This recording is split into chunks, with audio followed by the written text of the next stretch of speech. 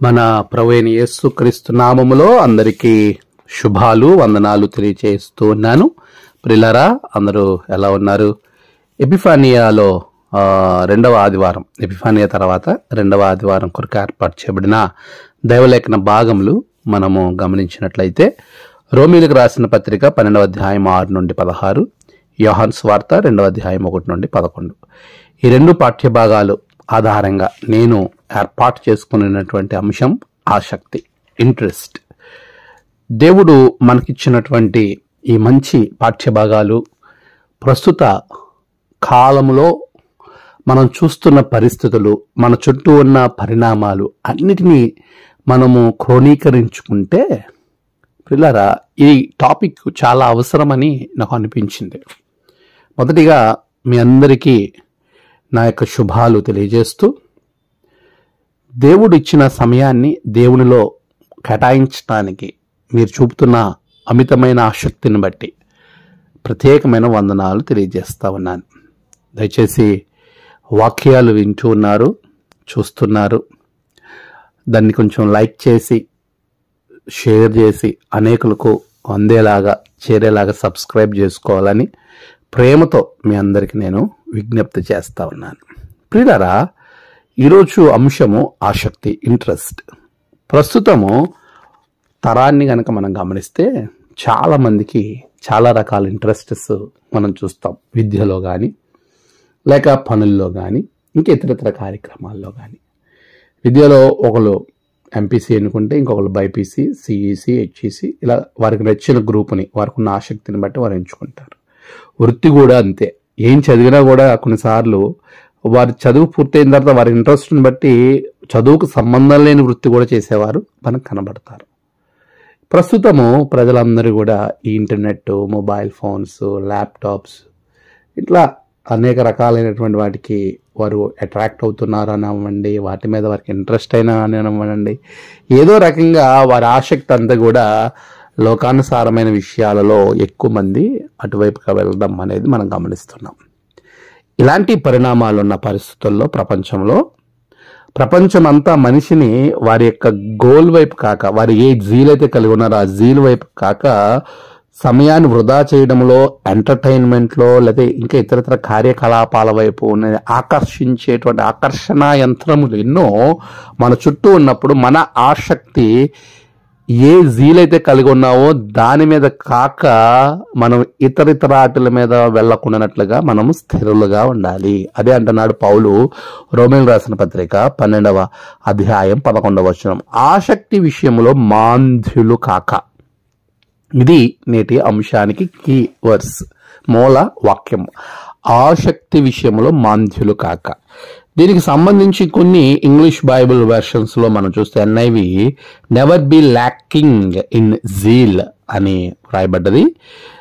NLT version మనం చూస్తే never be lazy but work hard అని రాయబడ్డది. ESV అనే వెర్షన్ మనం గమనిస్తే do not let be slothful in zeal అని రాయబడ్డది.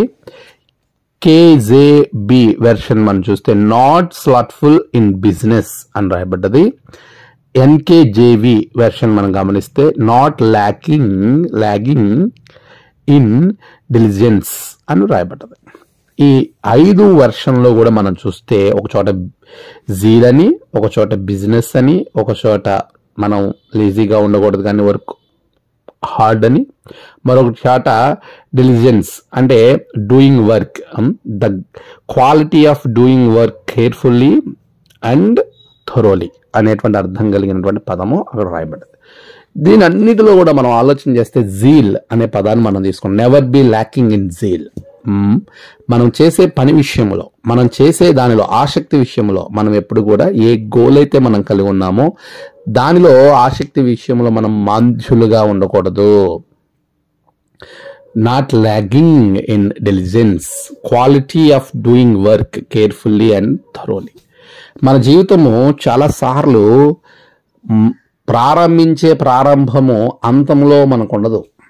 ప్రారంభంలో చాలా ఉత్సాహంగా ప్రారంభిస్తారు, కానీ అది క్రమేపీ చల్లారిపోతూ చివరికి వచ్చేసరికి కనుమరుగైపోతుంది. అందుకే లోకానుసారమైన ఒక సామెత కూడా ఉంటుంది, ఆంధ్రులు ఆరంభ శూరులు అని.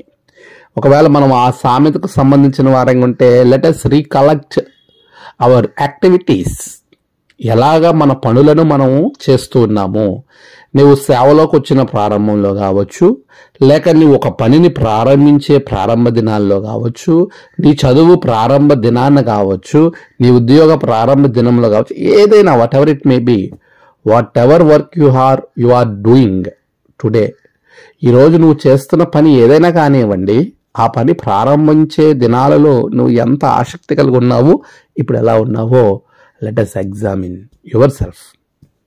దేవుడు నీకు ఇచ్చిన ఈ శ్రేష్టమైన సమయంలో ఆసక్తి, ఇంట్రెస్ట్ లోకానుసారంగా ఉంటుందా, లేక నీ పని విషయంలో, నీ దేవుని విషయంలో నువ్వు ఎలా ఉంటున్నావో. ఆధ్యాత్మికంగా మనం ఆలోచన చేస్తే దేవుని పని విషయంలో మనం ఆసక్తి కలిగి ఉండాలి. మొట్టమొదటిగా ఆసక్తి విషయంలో మాంద్యులుగా ఉండకండి. ఆసక్తి కలిగి ఉండాలి మనము. అయితే వీటిల్లో కలిగి ఉండాలి ఈ ఆధ్యాత్మిక స్థితిని మనం ఆలోచన చేస్తే, మొదటిగా దైవ పని విషయంలో ఆసక్తి కలిగి ఉండాలి. ప్రియులారా, దైవ పని విషయంలో ఈరోజు చాలా మంది యవనస్తులు, చాలా మంది సంఘ పెద్దలు, సంఘములో ఉండే పరిచారకులు, సంఘములో ఉండేటువంటి స్త్రీలు, పురుషులు అనేక మంది దేవుని పరిచర్య చేస్తారు, కానీ వారి ఆసక్తి దినదినము తగ్గిపోయేవారు కనబడతా ఉన్నారు, లేకపోలేదు. ఈరోజు నీవు దేవుని పని చేయటానికి, దేవునికి పరిచారకులుగా ఉండడానికి నువ్వు ఆసక్తి విషయంలో మందులుగా ఉంటున్నావా? అది నీకు ఆశీర్వాదం కానే కాదు. దేవాలయంలో పనిచేయడం, దేవునికి సంబంధించిన పని చేయడం, కాపరికి సహాయంగా ఉండడం, దేవుని కొరకు అనేక ఆత్మలను సిద్ధపరచడం, ఇదంతా కూడా దేవుని పని అనే విషయంలో మనం ఆలోచన చేయాలి. పని జరిగించే విషయంలో రోమిలకు రాసిన పత్రిక 12వ అధ్యాయం 11వ వచనాన్ని మనం చదివినప్పుడు ఆసక్తి విషయంలో మాంద్యులు కాక అని చెప్పినటువంటి ప్రభువు దేనిలో మనం ఉండాలి అంటే 8వ వచనంలో అంటాడు, బోధించువాడైతే బోధించుటలోను, హెచ్చరించేవాడైతే హెచ్చరించుటలోను పని కలిగి ఉందము. పంచిపెట్టుట వాడు శుద్ధ మనసుతోనూ, పై విచారణ చేయవాడు జాగ్రత్తతోనూ, కరుణించువాడు సంతోషముతోనూ పని జరిగించవాలని. ఇక్కడ పని గురించి మాట్లాడుతూ ఉన్నాడు. మనం అంతా ఒక అవయవములుగా ఉన్నాము. శరీరంలో భాగాలు, అవయవాలు ఎలా ఉన్నాయో ఒక్క శరీరంలో చేతులు, కాళ్ళు, ఇవన్నీ వాటి పనులను వాటి నియంత్రణలో ఉండి ఎలా చేస్తున్నాయో, అలాగనే సంఘములో మనం అందరం కూడా ఒక నియంత్రణలో ఎవరి పని వారు చెయ్యాలి. అది ఖచ్చితంగా చేయాలి, శుద్ధ మనసుతో చేయాలి, సంతోషంతో చేయాలి, జాగ్రత్తగా చేయాలి అనే విషయాన్ని పౌలు మహాశయ రోమా సంఘంతో మాట్లాడుతూ ఉన్నాడు. ఈరోజు ఎలా అయిపోయిందంటే ఎవరికి నచ్చిన పని వారు చేసేవాళ్ళు కనబడుతూ ఉన్నారు మనకు. వారికి నచ్చిన పని ఇంకొకళ్ళు నచ్చకపోతే వారికి నచ్చేదేంటి, నాకు నచ్చినట్టు నేను చేసుకుంటాను అనుకునేవారు. అంటే ఎడ్డుమంటే తెడ్డుమనేలాగా సంఘాల్లో పనులు చేసేవారు. ఒకరు ఫలానా వ్యక్తి ఎక్స్ అనే వ్యక్తి చెప్పాడు కాబట్టి ఈ పని చేయదు, అది మంచిదా ఆ పని చెడ్డదా అని ఆలోచించేవారు తక్కువైపోతున్నారు. సంతోషంతో శుద్ధ మనసుతో పని జరిగించాలి. ఆ పని చేసే విషయంలో ఆసక్తి ఉండాలి. దేవుని పని చేసే విషయంలో ఆసక్తి ఉండాలి. సువార్త పాఠ్యభాగం చూడండి, యోహాను సువార్త 2వ అధ్యాయం 1-11 వచనాలు. అక్కడ కానా పెండ్లి విందులో ద్రాక్షారసం అయిపోయింది. ఆ పెండ్లి విందులో ద్రాక్షారసం అయిపోయినప్పుడు 6 రాతి బాణలు అక్కడ ఉన్నప్పుడు ఆ రాతి బాణలు 6 కూడా ఖాళీగా ఉన్నాయి. వాటిలో నీళ్లు పోయాలి ఇప్పుడు ద్రాక్షారసం చేయడానికి. ఆ నీళ్లు పోయడానికి అక్కడ ఉన్నటువంటి పరిచారకులకు యేసుప్రభువు వారు చెప్పారు, ఒరే బాబు నాయనా ఆ నీళ్లు వేయండి ఆ రాతి బాణల్లో. అంటే వారందరూ కూడా రాతి బాణల నీళ్లను ఎంతలా నింపారంటే అంచులు మట్టుకు నింపారు. అది పని చేయడం అంటే. దేవుడు చెప్పిన పని చెప్పినట్టు చేశారు వాళ్ళు. నువ్వు పోయమంటే నేను పోసేదేంటి, ఈ విషయాన్ని నేను విందు ప్రధానికి చెప్పాలి, విందు ప్రధాని ప్రకారంగా మేము చేస్తాం, మాకు నచ్చినట్టు మేము చేస్తాం, నువ్వేవడం మాకు చెప్పడానికి అని వారు ఏమి అక్కడ విరోధాన్ని, వైరాన్ని పెట్టుకున్నట్టు కనబడలేదు. ఈరోజు సంఘాల్లో మరి ముఖ్యంగా ఈ పండగ వాతావరణాల్లో క్రిస్మస్, ఈస్టర్ రాబోతుంది, ఈస్టర్ ఇలాంటి కార్యక్రమాల్లో ఏదో అంటారు ఒకళ్ళు, ఇంకొకళ్ళు ఏదో అంటారు, వాళ్ళు వీళ్ళ గొడవలు ఆడుకొని సంఘ ఆరాధనలు డిస్టర్బ్ చేస్తారు, సంఘ కార్యక్రమాలను డిస్టర్బ్ చేస్తారు. వీరి పంతమే నెగ్గాలి, దేవుని పని జరగాలి అనేటువంటి ఆలోచన చాలా తక్కువ మందిలో కనబడతా ఉంది నేటి దినాల్లో. ప్రియులారా, దేవుని పని చేయడంలో మనం ఆసక్తి కలిగి ఉండాలంటే చాలా జాగ్రత్తగా మంచి హృదయంతో అంటే శుద్ధ హృదయం జరిగించాలని పౌలు చెప్తున్నాడు. ఇక్కడ యోహాను సువార్త 2వ అధ్యాయంలో మనం గమనించినప్పుడు కానా పెండ్లి విందు జరిగింది. ఈ కానా పెండ్లి విందును మనం గమనించినట్లయితే, పెండ్లి విధానాన్ని మనం చూసినట్లయితే అది దాదాపుగా 10-12 స్టెప్స్గా జరుగుతుంది పెండ్లి విందు. మొదటిగా కప్ప జరుగుతుంది, అదే ఒక పందిరి వేస్తారు. తర్వాత కెతుబా జరుగుతుంది, సాక్షుల ఒప్పందం జరుగుతుంది. తర్వాత బ్రేకింగ్ ఆఫ్ గ్లాస్, అంటే యెరూషలేము నాశనాన్ని జరిగిన దాన్ని సూచనగా చింతతో ఒక గ్లాసుని పెళ్ళికొడుకు పగలగొడతాడు. తర్వాత హిగుద్ జరుగుతుంది, కొత్త జంట సందర్భంగా ఆలోచించడానికి వాళ్ళకి 8 నిమిషాలు ఏకాంత సమయాన్ని ఇస్తారు. తర్వాత షవాబు రాత్ అనేది జరుగుతుంది, అంటే వారు ద్రాక్షారసం తాగుతారు, దానికి ఆ కప్పు వైన్ కప్పు 7 ఆశీర్వాదాలతో కలిగిందిగా చూస్తాం. దాన్ని షవాబ్ రథాక్ అనే మాటను మనం పిలుస్తారు. తర్వాత సర్కిలింగ్ జరుగుతుంది, కొత్త కుటుంబం ఏర్పాటు జరిగింది కాబట్టి ఒకరి చుట్టూ ఒకరు తిరగడం అనేది జరుగుతుంది అక్కడ. తర్వాత ఫాస్టింగ్ జరుగుతుంది, అక్కడ ఉపవాసం జరుగుతుంది. తర్వాత బెడాఖాన్ జరుగుతుంది, ముసుగు వేస్తాడు, వధువు మీద వరుడు ముసుగు వేస్తాడు. తర్వాత వెడ్డింగ్ ఫీస్ట్ జరుగుతుంది. తర్వాత అంత మాత్రమే స్పెషల్ డాన్సెస్ ఉంటాయి, అక్కడ టైమింగ్స్ ఉంటుంది, జూయిష్ వారి యొక్క అగ్రిమెంట్స్ ఉంటాయి. ఇవన్నీ ఆ పెళ్లిలో జరుగుతాయి. అదే యూదుల పెళ్లి ఆచారం అన్నమాట. ఇవన్నీ జరుగుతాయి. దీనిలో ముఖ్యంగా మనం ఆలోచన చేయాల్సింది ఏంటంటే యూదుల శుద్ధీకరణాచారం ప్రకారము అన్నాడు. యూదుల శుద్ధీకరణాచారం ప్రకారము జూయిష్ రైట్స్ ఆఫ్ ప్యూరిఫికేషన్ అంటే స్పిరిచువల్ క్లీనింగ్ అనేది మనం అక్కడ చూస్తా ఉన్నాం. అది వెడ్డింగ్లో చూస్తే మిఖాఫ్, ఇది వారు స్నానం చేస్తారు. ఎప్పుడు స్నానం చేస్తారు అని అంటే శుద్ధీకరణ ఆచారము, నీళ్లు అనేవి తీసుకొస్తారు, ఆ నీళ్లతో వాళ్ళకి స్నానాలు చేపిస్తారు. ఎవరికి వారు స్నానాలు చేస్తూ ఉంటారు. ఆ స్నానాలు చేసి వాళ్ళు పెళ్లికి సిద్ధపడతారు. పెళ్లికి ముందే వారు స్నానం చేసి సిద్ధపడతారు వాళ్ళు. అలా సిద్ధపడే విధానము అనేది మనం చూస్తూ ఉన్నాము. దాన్ని వాళ్ళు మిఖాఫ్ అనేటువంటి మాటతో పిలిచారు. ఫర్ మ్యారేజ్కి ప్రిపరేషన్ అనమాట. వాళ్ళు spiritual cleaning and preparation for marriage, దాన్ని మిఖా అని పిలిచారు. ఈ మిఖా జరిగిన తర్వాత నీళ్లతో స్నానం చేస్తారు. 6 రాతి బాణలు ఉన్నాయి అక్కడ. ఆ 6 రాతి బాణల్లో ఉన్నటువంటి నీళ్లను వారు స్నానాలకు శుద్ధీకరణకు ఉపయోగించారు. బాణలన్నీ ఖాళీ అయిపోయినాయి. ఇప్పుడు ఖాళీగా ఉన్నటువంటి ఆ బాణల దగ్గరికి నీళ్లను తీసుకురమ్మని చెప్పాడు. చూడండి, యోహాను సువార్త 2వ అధ్యాయము 7వ వచనం. ఆ బాణలు నీళ్లతో నింపుడని వారితో చెప్పగా వారు వాటిని అంచుల మట్టుకు నింపిరి. అంటే ఆ నీళ్లు ముంచి తీసుకెళ్ళింది ఎవరు? 9వ వచనంలో ఆ ద్రాక్షారసం ఎక్కడ నుండి వచ్చినో ఆ నీళ్లు ముంచి తీసుకుని పోయినా పరిచారకులకే తెలిసినది కానీ విందు ప్రధానికి తెలియకపోలేదు.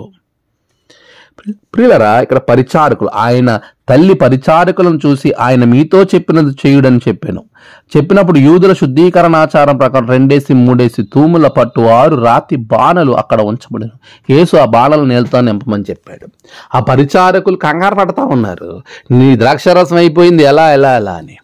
కానీ మరియా యేసుప్రభు వారిని అడిగినప్పుడు యేసుప్రభు వారు నా సమయం ఇంకా రాలేదు అన్నప్పుడు ఆ విషయాన్ని తీసుకుని వెళ్ళి పరిచారకులతో ఆయన మీతో ఏది చెప్తాడో అది చెయ్యండి అంటే ఆయన చెప్పిన పనిని చెప్పినట్టుగా పరిచారకులు చేశారు. అది దేవుని పని చేయటంలో ఒబీడియన్స్ ఉండాలి, శుద్ధ మనసు ఉండాలి, సంతోషం ఉండాలి. అది ఆసక్తి. అంటే ఆసక్తిగా చేయడం అంటే ఆసక్తిగా చెడగొట్టడం కాదు. చాలాసార్లు ఆసక్తితో చెడగొట్టేవారు కూడా లేకపోలేదు. ప్రియులరా, మనము దేవుని పనిని సక్సెస్ఫుల్గా చేయగలగాలి. అలా చేయడంలో ఆసక్తి ఉండాలి. అక్కడ ఎంతవరకు వారు కష్టపడ్డారంటే 6 రాతి బాణలు 2-3 తూములు పట్టే కొలత విషయంలో మనం చూస్తే యెహెజ్కేలు గ్రంథంలో చాలా స్పష్టంగా రాయబడింది. 45వ అధ్యాయం 10-11 వచనంలో, 45వ అధ్యాయం 14వ వచనం వరకు మీరు అక్కడ గమనిస్తే ఒక తూము అంటే ఒక బదు. ఒక బదు అంటే 36 సేర్లు. సేర్ అంటే ఆల్మోస్ట్ కేజీ, రఫ్లీ. కేజీ అంటే 1 లీటర్. అంటే 2 తూములు 3 తూములు అన్నాడు కాబట్టి ఒక సేరు, ఒక బొద్దు అంటే 36 సేర్లు. 36 సేర్లు అంటే 36 లీటర్లు. 36 ఇంటూ 2 వేసుకున్నా 72 లీటర్లు. అలాగే 36 ఇంటూ 3 వేసుకుంటే 108 లీటర్లు.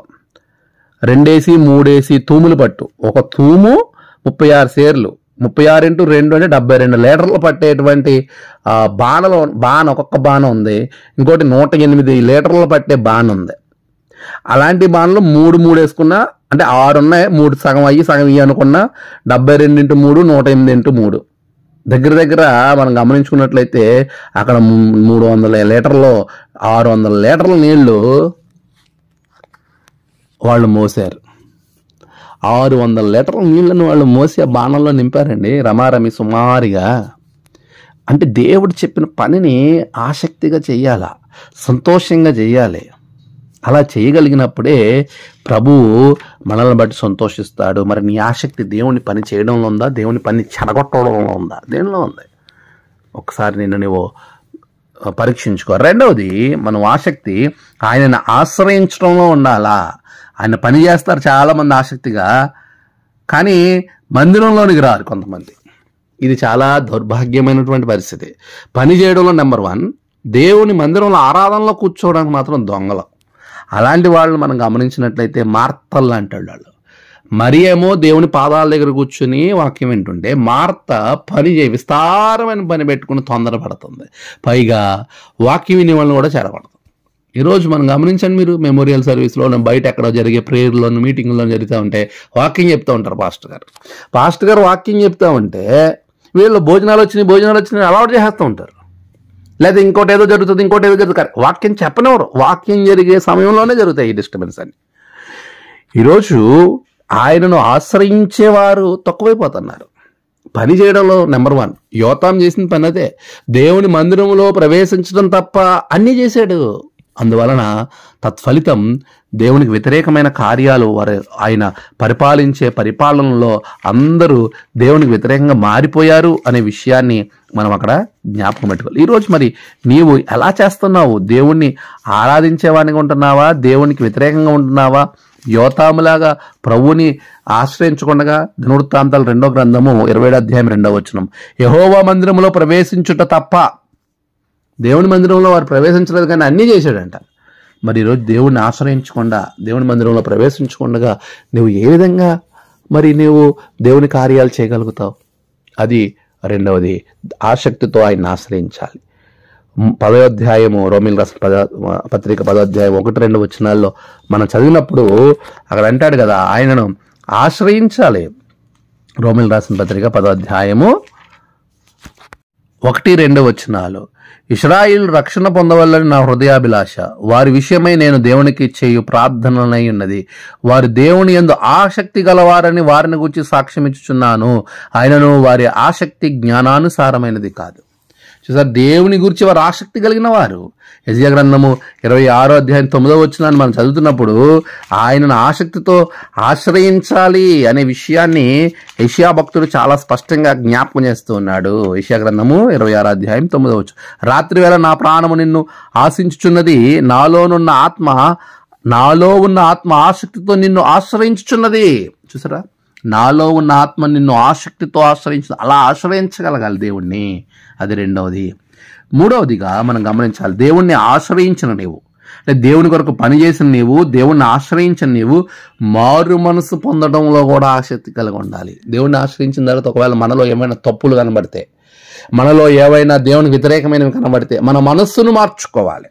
ప్రకటన గ్రంథం 3వ అధ్యాయం 19వ వచనం, ప్రకటన గ్రంథము 3వ అధ్యాయము 19వ వచనంలో ప్రభు చెప్తున్న మాట చూడండి, నేను ప్రేమించు వారందరినీ గద్దించి శిక్షించుచున్నాను గనక నీవు ఆసక్తి కలిగి మారు మనసు పొందము.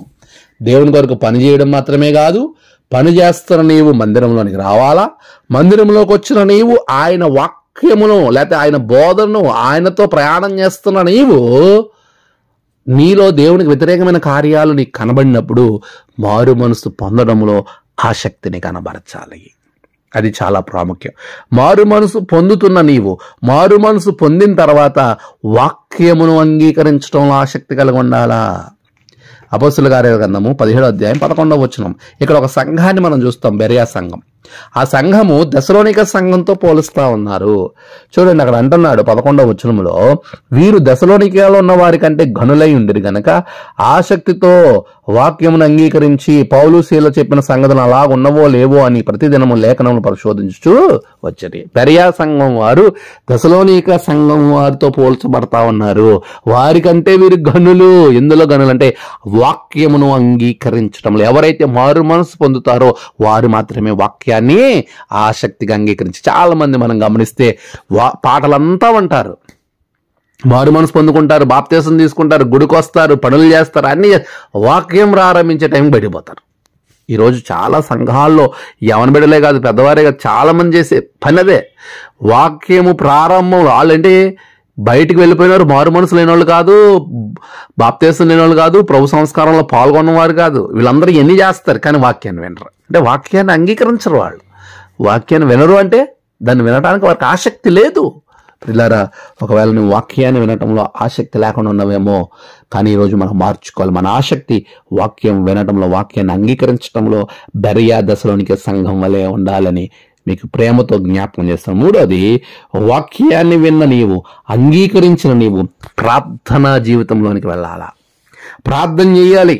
యాకోబు పత్రిక 5:17 చెప్తా ఉన్నాడు, ఇదిగో అక్కడ ఒక ఆయన ఉన్నాడు, ఆయన ప్రార్థన చేస్తున్నాడు. ఎలా చేస్తున్నాడు అంటే మామూలుగా చేయట్లేదండి, చాలా ఆసక్తితో ఆయన ప్రార్థన చేస్తున్నాడు. ఏలియా గురించి యాకోబు పత్రికలో చెప్తా ఉన్నాడు.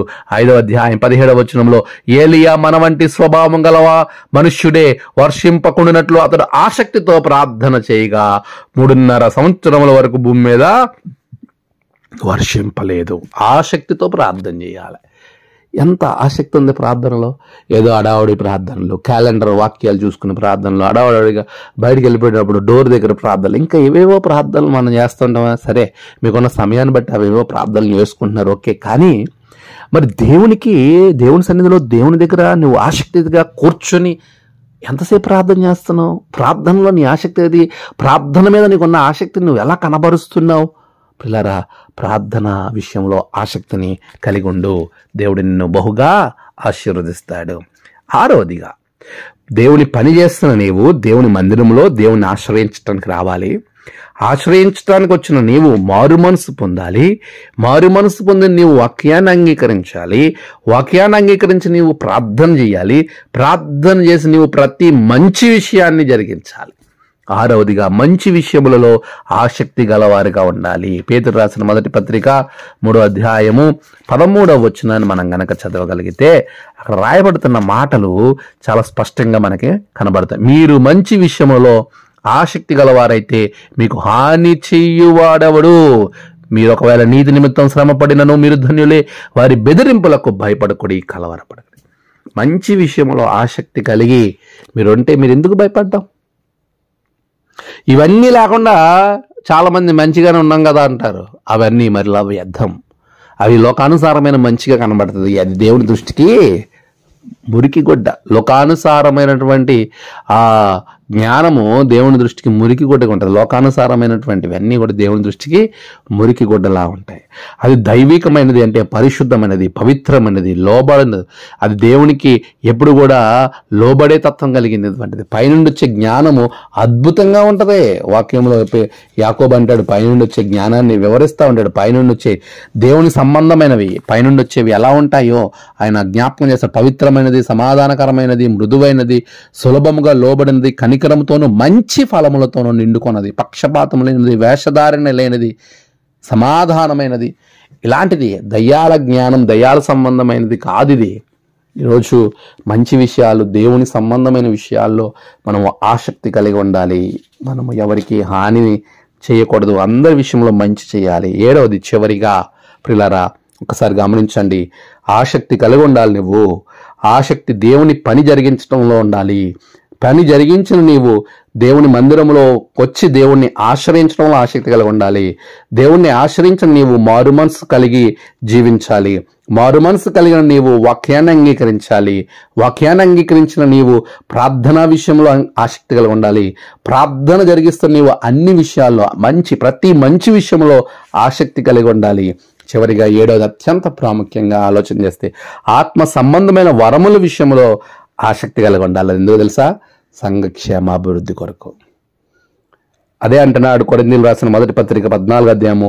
అదంతా మీరు చదవని 14వ అధ్యాయం అంట. ఎన్నో విషయాలు మొదటి వచనాన్ని మనం కనుక చదివినట్లయితే అక్కడ అంటాడు కొరింథీయులకు రాసిన మొదటి పత్రిక 14వ అధ్యాయం మొదటి, ప్రేమ కలిగినట్టుకు ప్రయాసపడి ఆత్మ సంబంధమైన వరములను ఆసక్తితో అపేక్షించుడి. 12వ వచనంలో ఇలా అంటున్నాడు, మీరు ఆత్మ సంబంధమైన వరముల విషయమై ఆసక్తి గలవారి గనక సంఘమునకు క్షేమాభివృద్ధి కలుగు నిమిత్తము అవి మీకు విస్తరించినట్లు ప్రయత్నము చెయ్యడి. సంఘ క్షేమాభివృద్ధి వరకు ఆత్మ సంబంధమైన వరములు మనం కలిగి ఉండడంలో ఆసక్తిని కనబరచాలి. మరి ఎలాంటి ఆసక్తి మనం కలిగి ఉంటున్నాం ప్రియులారా? ఆత్మ సంబంధమైన వరముల కొరకు ఆసక్తి కలిగి ఉన్నావా నువ్వు? ప్రవచన వరము, దేవుని కొరకు దేవుడు మనకు ఆత్మ సంబంధమైన వరములు ఎన్నో ఇచ్చాడు. చాలా మంది ఇక్కడ ఒక క్లారిఫికేషన్ ఇస్తాను. ఆత్మ సంబంధమైన వరములు వేరు, ఆత్మఫలం వేరు. ఆత్మఫలము అంతా ఒకటే, దానిలో 9 ఉంటాయి. గలతీయులకు రాసిన పత్రిక 5వ అధ్యాయము చూడండి 22వ వచనం, ఆత్మఫలమేమనగా అని చెప్పి ప్రేమ, సంతోషము, సమాధానము, దీర్ఘశాంతము, దయాళుత్వము, మంచితనము, విశ్వాసము, సాత్వికము, ఆశానిగ్రహం. ఈ 9 ఆత్మఫలం. ఇవన్నీ కలిపి ఒకటే. అంటే ఒక ఆరెంజ్ మనం తీసుకుంటే ఎన్నో తొనలు ఉంటాయి, అలాగా అన్ని తొనలతో కలిపిన ఒక ఫలం. అలాగే ఇది ఆత్మఫలం. ఇది కృపావరములు. ఇవి చాలా నానా రకాల కృపావరాలు. ఇప్పుడు మీరు కొరింథీయులకు రాసిన మొదటి పత్రిక 12వ అధ్యాయము మీరు 4వ వచనం నుండి కనుక మీరు చదివితే 6వ వచనంలో ఇలాగ అంటున్నాడు, నానా విధములైన కార్యములు గలవు గాని అందరిలోనూ అన్నిటిలో జరిగించి దేవుడు ఒక్కడే, ఆయనను అందరి ప్రయోజనం కొరకు ప్రతి వానికి ఆత్మ ప్రత్యక్షత అనుగ్రహించుచున్నది ఎలయనగా అని చెప్పి మొత్తం అన్ని మాట్లాడుతూ ఉన్నాడు. ఇక్కడ దాదాపుగా మనం చూస్తూ ఉన్నాము, ఒకనికి ఆత్మూలంగా బుద్ధివాక్యము, జ్ఞానవాక్యమును, తర్వాత విశ్వాసమును, స్వస్థపరచు, 4, 5 అద్భుతాలు చెయ్యుదు, 6 ప్రవచనాలు, 7 వివేచన, 8 నానా భాషలు, 9 అర్థాలు చెప్పేది, 10 అలా మొత్తం అన్నీ కూడా మనం గమనించినట్లయితే దగ్గర దగ్గర ఇక్కడ మనకి చాలా ఆత్మ కార్యాలు మనకు కనబడతాయి. 9 ఆత్మ కార్యాలు కనబడుతున్నాయి. కాబట్టి అవి కూడా వేరు. అవి వేరు, ఇవి వేరు. ఇవి ఆత్మ వరములుగా మనం చూస్తూ ఉన్నాం. దీనినే ఇక్కడ జ్ఞాపకం చేస్తూ మాట్లాడుతూ ఉన్నాడు కొరింథీయులకు రాసిన మొదటి పత్రిక 14వ అధ్యాయంలో. కనుక ప్రియులారా, మనము ఆత్మ వరముల విషయంలో ఆసక్తి కలిగి మనం ముందుకు వెళ్ళాలి. అలా వెళ్ళగలిగినప్పుడు మనం ఆశీర్వదింపబడతాం. అలాగన ప్రభువునందు కలిగి ఉన్న ఆసక్తిని బట్టి అనేకులు ప్రేరేపించబడాలి. కొరింథీయులకు రాసిన 2వ పత్రిక 9:2 అంటున్నాడు, మీ ఆసక్తిని చూసి అనేకులు ప్రేరేపించబడవలను అంటున్నాడు. ఆ ఆసక్తి తుదమట్టుకు ఉండాలి. హెబ్రీయులకు రాసిన పత్రిక 6:12 చెప్తా ఉన్నాడు. అలాగున మన ఆసక్తి తుదమట్టుకు ఉండి మనము చేసే ఈ ఆసక్తికరమైన కార్యాల వలన అనేకులు ప్రేరేపింపబడినట్లుగా మన జీవితం ఉన్నప్పుడు అది ఎంతో ఆశీర్వాదకరం. నిన్ను బట్టి దేవుడు ఎంతగానో ఆనందపడతాడు. అటువంటి ఆనందకరమైన జీవితం మనం కలిగి ముందుకు వెళ్ళినట్లుగా ప్రభు సన్నిధిలో మనం ప్రార్థనాపూర్వకంగా ఆసక్తిని కలిగి మనం ముందుకు వెళదాం ప్రియులారా. అట్టి ఆశీర్వాదము దీవెన ప్రభు మీకు అనుగ్రహించును గాక. ఆమేన్. ప్రార్థన. సర్వోన్నతుడా, సకల ఆశీర్వచనాలకు కారణభూతుడా, నీ ఉన్నతమైన నామానికి వందనాలు. నీ పనుల విషయంలో, మందిరం విషయంలో, నీ కార్యాల విషయంలో ఆసక్తి కలిగి మాంద్యులు కాక ముందుకు వెళ్ళినట్లు బిడ్డలను దీవించండి, బలపరచండి. నేటి ఆశీర్వాదంతో నింపి మీరే మహిమ పొందమని యేసయ్య అతి శ్రేష్ఠ నామమున బిడ్డలందరినీ చేతికి అప్పగిస్తూ ఉండగా ఎపిఫానియా ప్రత్యక్షతతో బిడ్డలను అందరినీ మీరు నింపండి. మా దేవా, ప్రభువా, ప్రతి సంఘము ఆసక్తి కలిగి నీ వైపుకు అనేక ఆత్మలను సంఘ క్షేమాభివృద్ధి కొరకు ప్రతి ఒక్కరూ కష్టపడినట్లుగా మీరు వారిని బలపరచండి, దృఢపరచండి. మీరే మహిమ, ఘనత, ప్రభావాలు పొందుకొనమని నీ ఆత్మతో ప్రతి ఒక్కరిని దర్శించమని ప్రార్థిస్తూ ఉన్నాను. ఎవరెవరైతే ఆపదలలో ఉన్నారో, కష్టంలో ఉన్నారో, బాధల్లో ఉన్నారో, ఇరుకులో ఉన్నారో, ఇబ్బందుల్లో ఉన్నారో వారి ప్రతి సమస్యను తొలగించండి. ప్రభువా, మీరే తోడుగా ఉండి బలపరచమని యేసు నామమున ప్రార్థించి వేడుకొంచున్నాం తండ్రి. ఆమెన్. తండ్రి, కుమార, పరిశుద్ధాత్మ త్రియేక దేవుని దీవెన మీ అందరికీ తోడై ఉండి నడిపించును గాక. ఆమెన్. God bless you. ప్రియారా, మీ అందరికీ మరొక పర్యాయం వందనాలు తెలియజేస్తున్నాను. దయచేసి వీడియోని లైక్ చేయండి, షేర్ చేయండి, సబ్స్క్రైబ్ చేయండి. ఇది అనేకులకు చేరేలాగున మీ వంతు సహకారాన్ని, సహాయాన్ని మాకు అందించాలని ప్రేమతో మీ అందరికి తెలియజేస్తా ఉన్నాను. ఇట్లు మీదైన సేవకుడు రెవరెండ్ డాక్టర్ కిరణ్ PPS. నా మొబైల్ నంబర్ 9703188107. మీ మీ మీ కుటుంబాల్లో, సంఘాలలో ఎవరికైనా ఎలాంటి ప్రార్థన విజ్ఞప్తి విన్నపం ఉన్నా మీరు ఎప్పుడైనా మాకు ఫోన్ చేసినట్లయితే మేము మీ కొరకు ఎప్పుడు ప్రార్థించే వారిగా ఉంటాం. మేము ప్రార్థన ధ్వజం అనేటువంటి ఒక ప్రేయర్ సెల్ని కూడా నడిపిస్తూ ఉన్నాం కనుక దాన్ని మీతో పంచుకోవడానికి చాలా సంతోషిస్తూ ఉన్నాను. మీలో ఎవరికైనా ప్రార్థన అవసరతలు ఉంటే మమ్మల్ని సంప్రదించండి. మీ కొరకు మేము ప్రార్థన చేస్తాం. దేవుడు మిమ్మల్ని దీవించునుగాక. ఆమేన్.